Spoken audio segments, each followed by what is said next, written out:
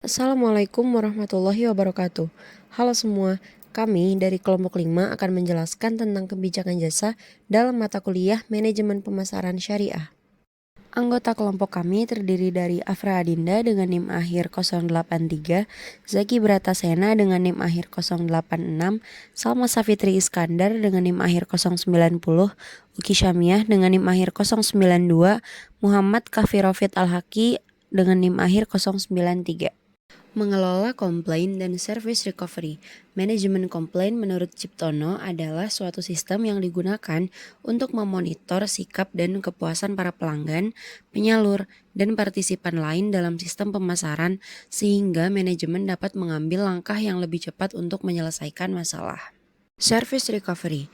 Sajadi dan Bohrer tahun 2017 menjelaskan bahwa service recovery adalah keputusan yang diambil sebuah perusahaan sebagai reaksi terhadap terjadinya kegagalan layanan yang bertujuan untuk mengubah ketidakpuasan menjadi kepuasan dan akhirnya perusahaan tersebut mampu mempertahankan pelanggan tersebut.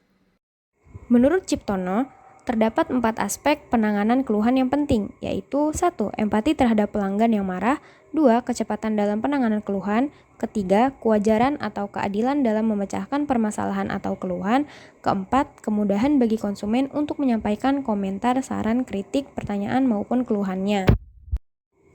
Kualitas jasa dalam perspektif Islam. Berikut adalah beberapa prinsip yang relevan dalam menilai kualitas jasa dalam Islam. Pertama, dalam memberikan jasa, orang Islam diharapkan untuk bersikap adil, jujur, dan tidak mengecewakan pelanggan atau penerima jasa. Kedua, orang yang memberikan jasa harus jujur, berbicara yang sebenarnya, tidak menipu, dan tidak mengambil keuntungan yang tidak sah. Ketiga, memberikan jasa yang berkualitas dan memenuhi kebutuhan pelanggan. Keempat, memikirkan dampak sosial dari bisnis dan jasa yang mereka berikan. Kelima, memperhatikan keselamatan dan kesehatan dalam memberikan jasa. Keenam, mengutamakan transparansi dalam bisnis dan pemberian jasa. Ketujuh, memberikan hak-hak yang layak kepada semua pihak yang terlibat dalam transaksi. Kedelapan, tetap tenang dan sabar dalam melayani pelanggan. Pengembangan konsep retail bank syariah. Yang pertama yaitu mengenai penyusunan produk dan layanan. Bank syariah harus mengembangkan produk dan layanan yang sesuai dengan hukum syariah. Hal ini termasuk produk seperti akad mudharabah, akad musyarakah, pembiayaan berdasarkan prinsip bagi hasil, dan lainnya. Yang kedua ialah pengelolaan aset secara syariah. Pada bank syariah harus memastikan bahwa pengelolaan asetnya tidak melanggar prinsip-prinsip syariah. Hal ini meliputi investasi dalam aset yang halal dan menjauhi riba, judi, dan industri yang haram. Yang ketiga ialah transparansi dan akuntabilitas. Pada bank syariah harus menjaga transparansi dalam mentransaksi dan memberikan akuntabilitas kepada nasabah dan pihak berwenang. Hal ini mencakup pelaporan yang tepat mengenai hasil investasi dan operasi bank. Yang keempat ialah pendidikan dan pelatihan. Penting untuk melatih staf bank dalam prinsip-prinsip syariah agar mereka dapat memberikan pelayanan yang sesuai dan menjawab pertanyaan pelanggan. Yang kelima ialah kepatuhan syariah. Pada bank harus memiliki komit kepatuhan syariah yang memastikan bahwa seluruh operasi bank sesuai dengan prinsip-prinsip syariah. Pengembangan konsep hotel syariah. Yang pertama yaitu desain dan fasilitas.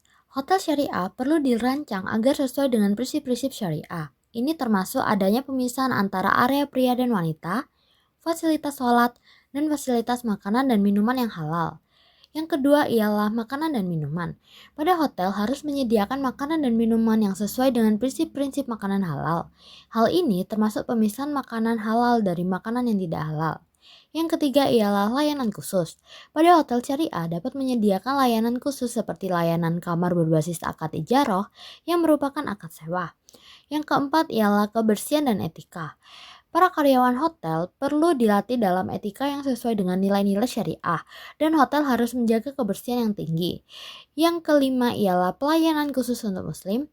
Pada hotel syariah dapat menyediakan layanan seperti tempat sholat, musola, atau panduan ke tempat ibadah terdekat untuk tamu muslim.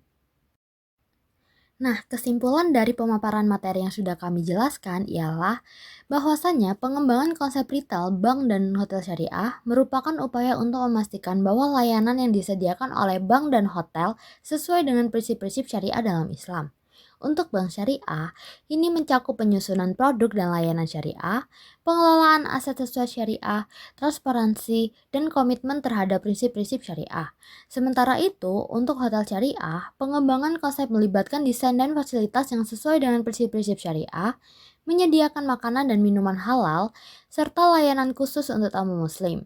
Kedua jenis bisnis ini harus berkomitmen untuk mematuhi prinsip-prinsip syariah dalam semua aspek operasi mereka untuk memenuhi kebutuhan dan harapan pelanggan yang mencari pelayanan yang sesuai dengan nilai-nilai Islam.